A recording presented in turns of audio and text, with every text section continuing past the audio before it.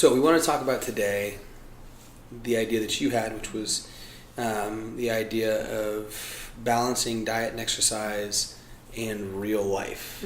So like, when does it become okay? Or like, so say life's so busy, like you're going to sacrifice one or the other. You know, what is it going to be? I guess it's different for everyone. But it is different for everyone. everyone. What would it be for you? Well, I don't know. So for me, in my life, it always is like a running theme in my head of like, I'm always educating myself on both. So if I'm doing one or another is different than if I'm paying attention to one or another. So I think we're in a very... expand on that? Yeah, I think we're in a really fortunate place where we have a lot of education in fitness and what makes someone fit and how to make someone fit and all that stuff. Similar with diet, where we are pretty educated on different forms of dietary advice. But that helps, like, when we're not able to make good dietary decisions, we're still thinking about it. And I think subconsciously when you're like that, you still make better choices than you would had you had no understanding of how food worked. So I think that for me, if I had to sacrifice one or the other, I don't know. If I'm thinking about it emotionally, I would say I would sacrifice working out because emotionally I feel more attached to food. But if I'm thinking about it realistically, I probably more often than not sacrifice eating good food, right? Yeah. So like, I think emotionally I'd like to just say, oh no, I eat super clean, but then I don't work out.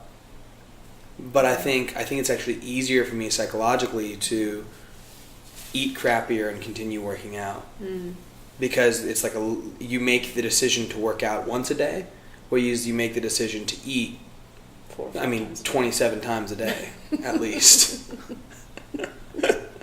I think if I was talking about health, though, if you're talking about health and you really want to truly be healthy and have the largest impact, again, it goes back to that the 27 times a day. Like, you should probably make the concession to not train and eat. Like, that would be better for you. If that was where your mental energy had to go. Correct. For me, it's they're so interlinked. Like, if I'm working out, I'm usually eating pretty healthy. And if I'm working out, if I'm moving a lot, I might eat more food, but I'm eating better. Yeah. But I don't know. I think that's because of our educational background, though. Right. Because they're linked for me, like somewhere in my brain, they're like very, very linked. It's like working out makes me feel good, eating better makes me feel good. Right. So when you're doing one, you're feeling good. You support it with the other. Exactly. Because I'm feeling like confident. So I'm like, oh, I feel really good today. Like I'm gonna, just honor my body and eat well. And then if I'm not working out, I'm like, oh, I'm so depressed. I don't want to eat a muffin. I would say, though, it's probably... I don't remember the last time I ate a muffin. Well, I'd say it's probably like a twofold thing. Like, when you eat poorly, you feel crappier, so you don't want to work out. Exactly. So unless you're, like, shaming yourself into working out... It's like we don't want to deal with... Yeah, so, like, I would say that if we had the advice, it'd be... Do both? No, but it'd be eat better. Because eat better gives you the opportunity to then go work out. Yeah. Because if you're feeling better, you're more likely to have more energy by the end of the day. If you haven't done that workout at the start of the day, you'll have that energy at the end of the day.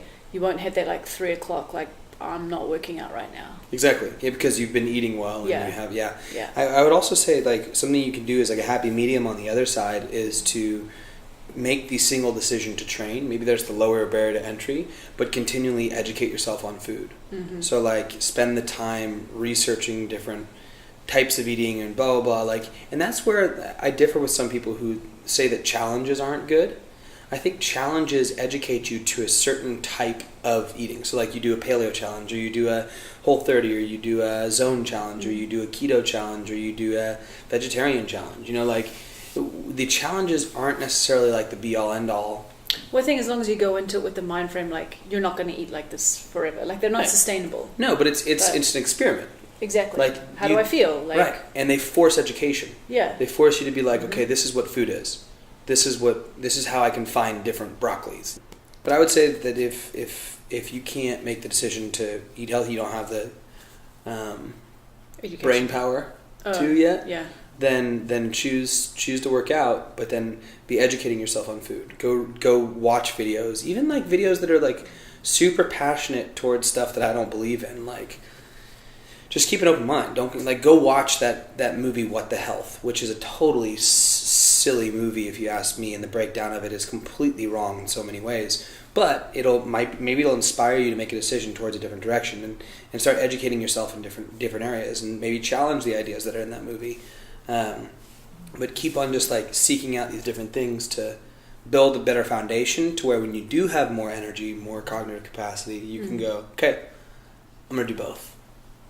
But if you're thinking about it, you want sustainability and you can do the bariatric, I do think that eating better is going to lead you to working out more if you're going to do one or the other. Yeah, I think it's better for you, but I think for many people it is easier just to go and work out for 30 minutes. Exactly. But don't kid yourself into thinking that that's somehow making you healthier in lieu of eating totally crappy. I think that's like you just accept it. It's a Band-Aid approach. Like, okay, right now I can't eat as well as I like, because I feel like that sometimes. Like I get into these patterns where I'm not eating as well as I want. Like I have this like ideal way I want to eat.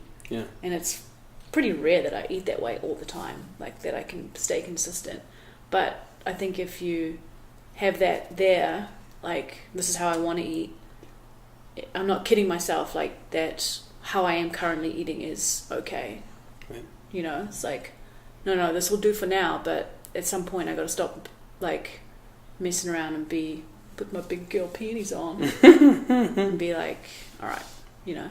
Yeah. And that's relative. Like for me and for you, we have different panties on what eating well means. Yes, for sure.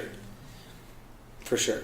Just to be clear though, working out is minimally effective no matter how hard you do it for making you lose weight.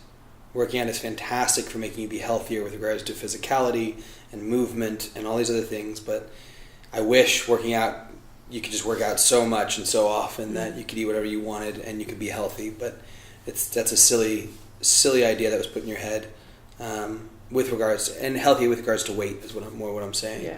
Yeah. It does, however, promote better lifestyle changes outside that and better decision-making processes, but just training will not be the thing that makes you lose weight, unfortunately. Womp womp. Womp womp. But it can help set your mind up to do better things. It can help, a lot of things. Cool. Cool.